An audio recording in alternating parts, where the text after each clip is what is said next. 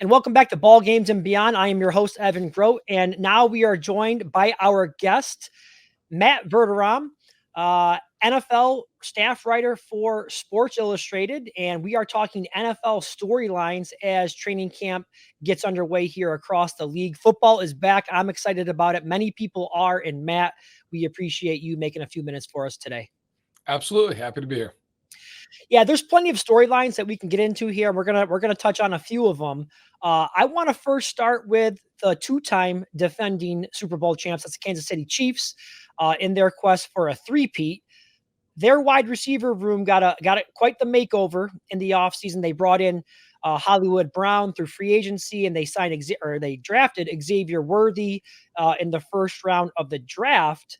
I think that speed is a very scary combination with Patrick Mahomes. We know what he was able to do with Tyreek Hill and all his speed.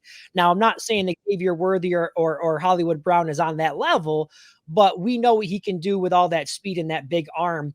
Do you think that the Chiefs offense will get back to that high octane, top 5 scoring offense in the league that we have seen so many times with Patrick Mahomes under center? Yeah, I mean, based on history, yeah, probably. Look, they were a top 10 scoring offense for most of the season last year. I mean, and they struggled mightily by their standards. They were not fun to watch. They could not catch the ball. They had the highest drop rate in the league. Mahomes, by his career standards, had a really subpar statistical season, and yet they won the Super Bowl. And then, as you mentioned, they go out and they get Brown, they get Worthy. It's unclear if Rice is going to be suspended this year or next year. Every day that goes by makes you think it might be next year. And I think really that's the thing.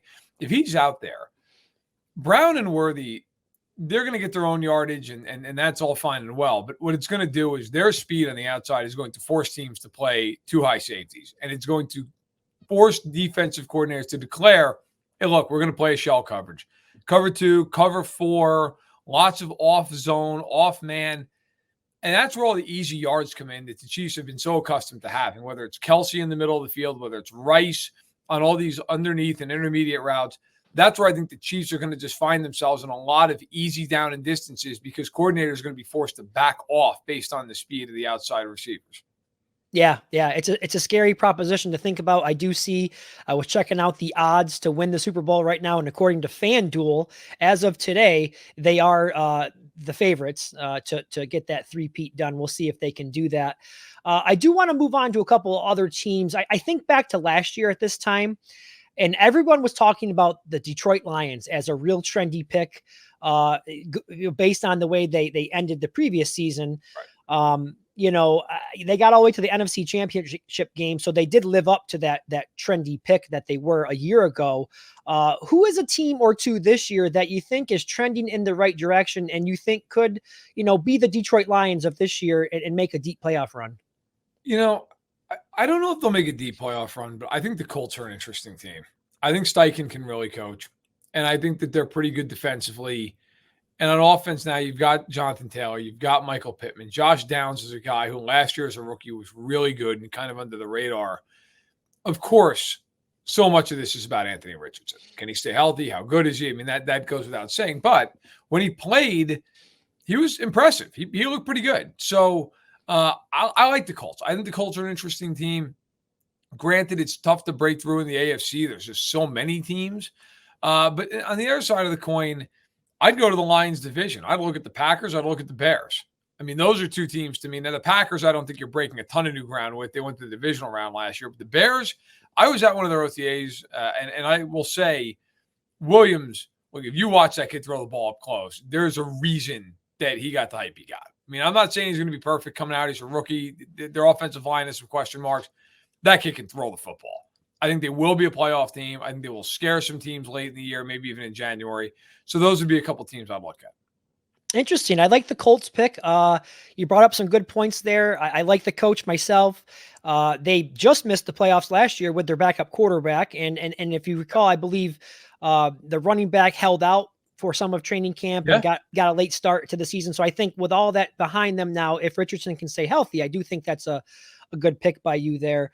I want to have some fun with these next couple of questions here. You kind of had a great segue into it for me. I'm going to give you a couple of names right now You tell me who you think is going to have the better rookie season. You just talked about Caleb Williams in Chicago, or is it Jayden Daniels in Washington? Which one do you like this year to have the better rookie season?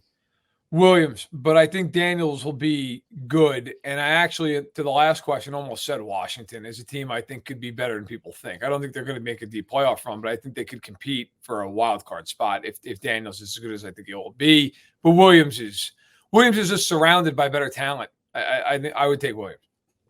Yeah, I agree. I think he's going to be I think the Commanders are going to surprise a lot of people as well, and I think Daniels will have a very nice rookie season. Staying along that same theme, now what I want to do is I want to give you the name of two teams that have been close in recent years, have gotten to the playoffs, but just haven't been able to get over the hump, get to a Super Bowl. But I think there's pressure on them to do that this season.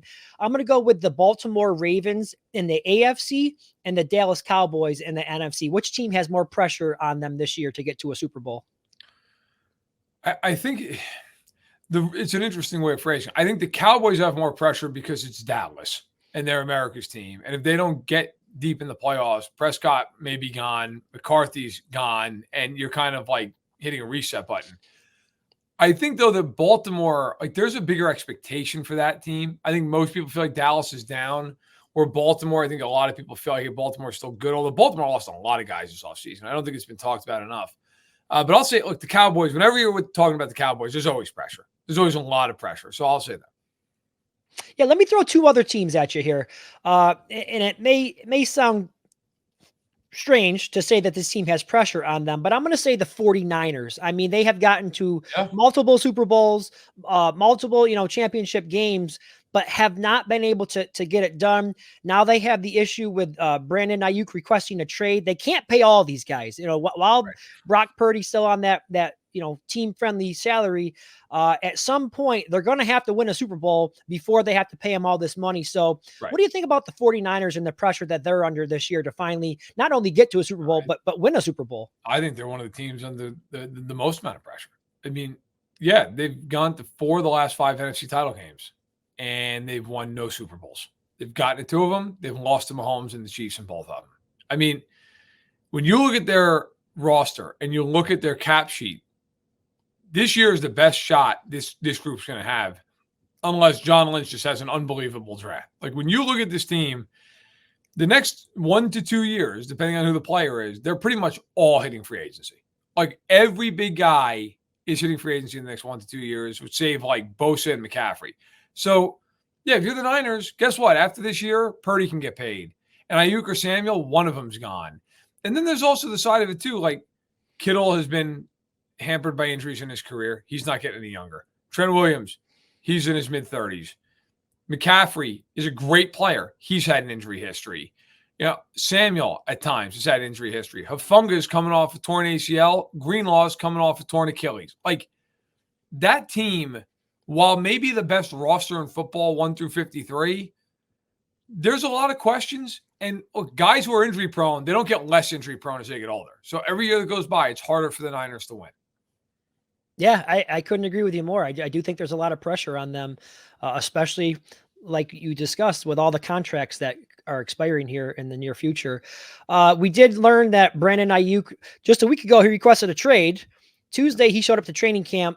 I believe he still wants the trade. How do you see this eventually, playing out with Brandon Ayuk and the 49ers?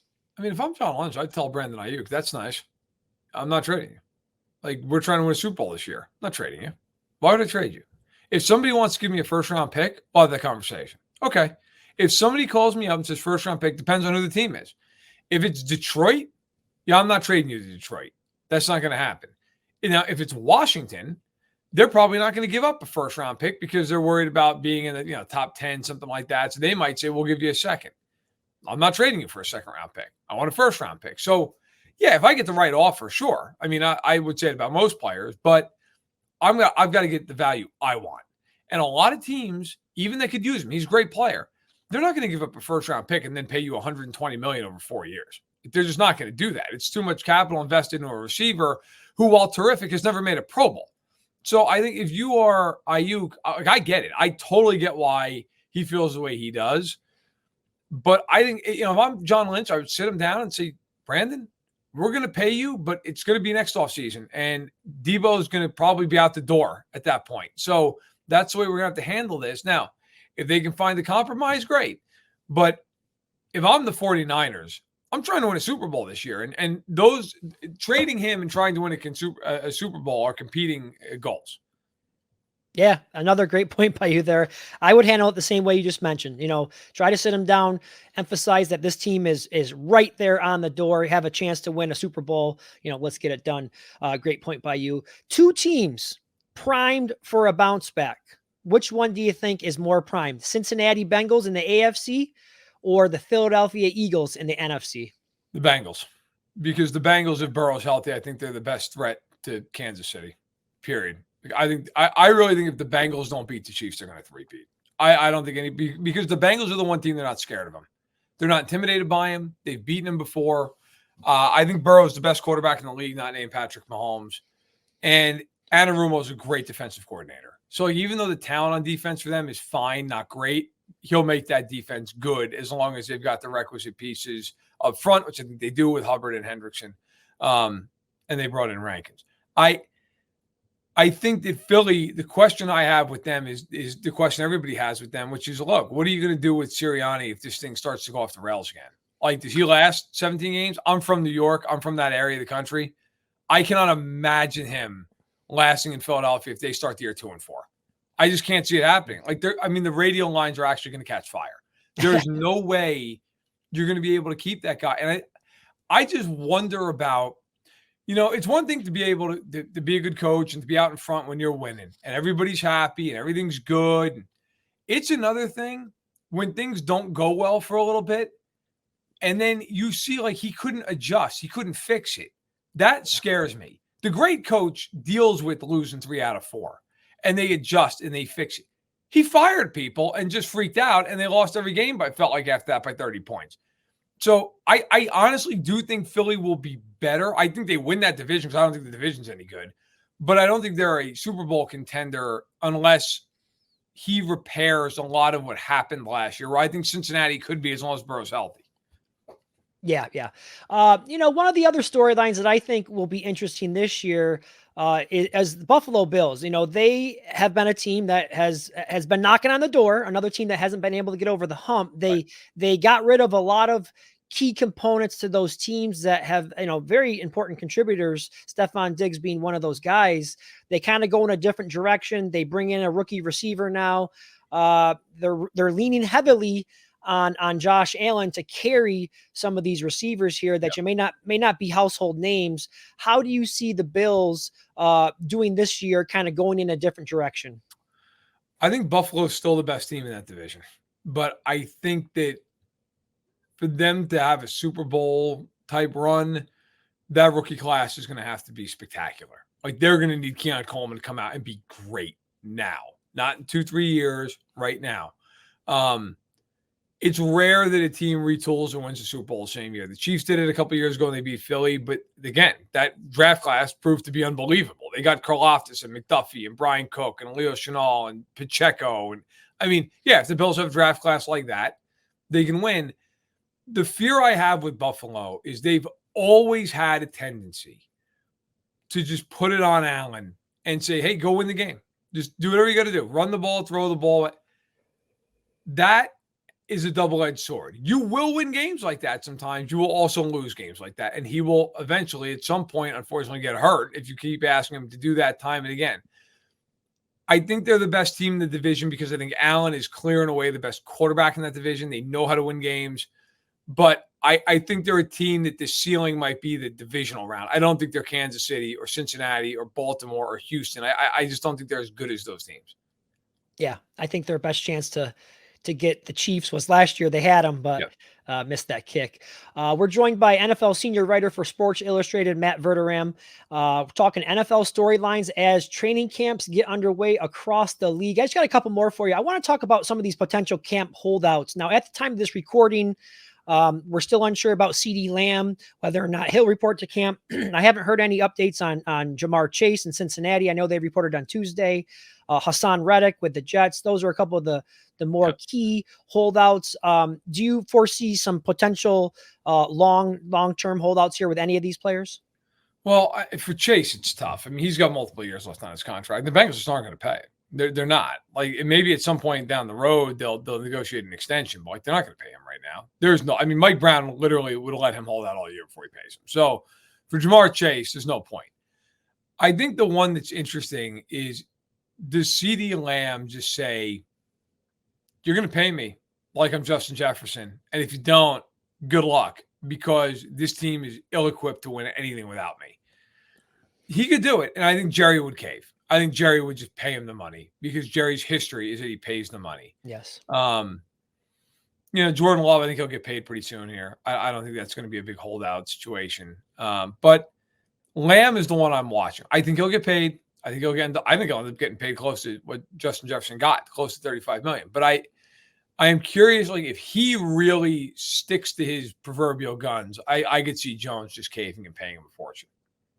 Yeah, I never quite understand. Like, it feels like Dallas would have been better off paying Lamb prior to Jefferson. I mean, yes, they would. I know you can't predict when things are going to happen, but they could have saved themselves at least a couple $1,000,000 maybe if they had just got it done prior to that Jefferson deal, because you knew Jefferson was going to reset that market, and now he's going to want at least the same amount of money as Jefferson got, and it's could cost them more in the long run. So I just think that they would have been better off had they been a little bit more proactive to get that done, but that's how the business works. Final thing I do want to ask you about, I keep reading today about these high level talks that have gone on with the NFL and the possibility of expanding to an 18-game schedule. Just want to get some of your quick thoughts on that and the potential of that happening in the near future. I remember when they signed the current CBA, I was in Indianapolis, and someone in the league said to me that night, well, it'll be an 18-game schedule in about 5 years.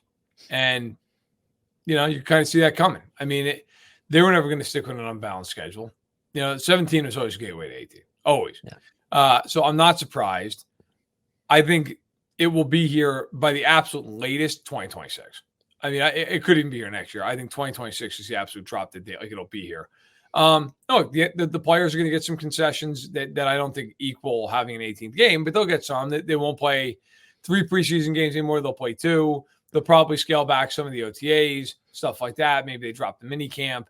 They'll get their extra player or 2 on the active roster, so they'll get more jobs out of it. But listen, the NFL has stopped trying to pretend that they care about safety of their players.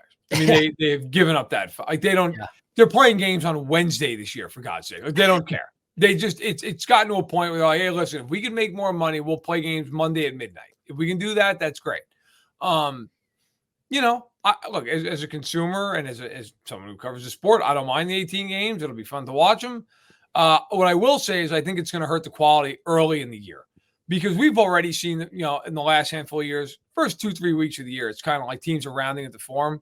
Well, now you're going to have less preseason. You're probably going to have less of an offseason. You might even have less camp. Like, I wouldn't be surprised if the first month of the year feels like a little sloppy, not quite preseason, but a little sloppy, a little ragged. I think people are going to have to understand that that's probably coming. Yeah, I agree with you. I do wonder if one of those concessions that the players may ask for would be maybe an extra bye week. I think very well. Yeah, absolutely. I think it will be, and I think they'll get it. I think they'll get that. Yeah, rightfully so. I think that would be, again, if player interest is what they say is a concern, that would be one of the things I would definitely be asking for if I was, the NFL Players Association. But we'll have to see how it all plays out. Matt Verderame, we thank you very much for your time. Give Matt a follow on X at Matt Verderame, and he's a great follow, and he does great work for Sports Illustrated. Thank you again for your time. Anytime. Thanks.